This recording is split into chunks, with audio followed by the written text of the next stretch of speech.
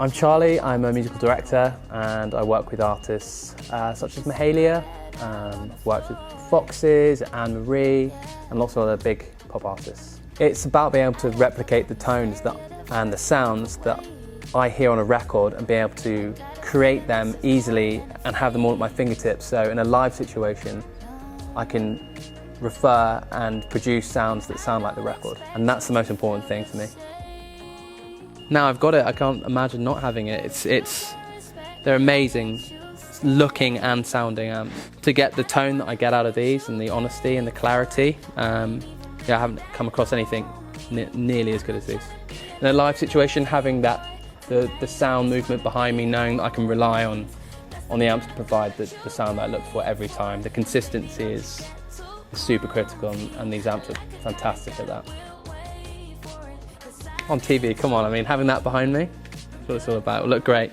They're lovely looking amps. It's nice to have that kind of almost throwback to a more old school vibe on the look of these Digbeth amps. So I'm quite simple in what I have on my pedal board. The main use of my pedals is to allow me to get a really clear, very structured tone. And the pedals I tend to use only will emphasize the quality of the bass or the quality of the amp that I'm using, and that's what their main purpose is on my board.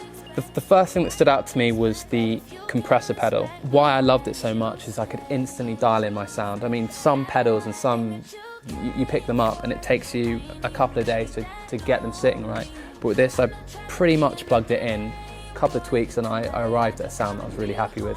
So I was super impressed by that and the tone that I got out of it. Another one was the octave pedal. I use octaves a lot in a live world, and having the ability to switch between 2 octaves down, just having 1 octave down and a fifth, it's been amazing. And again, the tracking, the quality of the pedal, yeah, it's unmatched, I reckon. They look great as well. Pretty pleased to have those sitting there. They all look really good. It's incredible. Oh, it's incredible.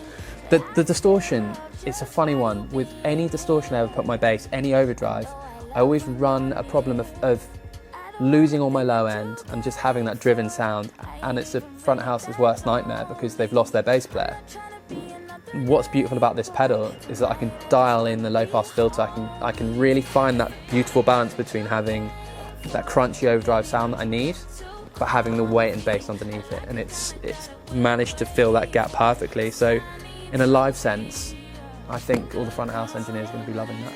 So the Digbeth preamp, the most interesting thing about this for me is that I do a lot of promo. So if I'm flying in to do a radio show in America, and it's just me and my pedal board the majority of the time and the artist, I can never really settle on my sound. It takes me a while to dial it in. And to actually arrive at a promo setting, plug it in, you know, and know that my sound's going to come out the other end, set the amp to clean, put my Digbeth on, and I know that I'm there. It's going to be a huge advantage, and I think it's going to be a real staple on my board for sure. Wanna be homies.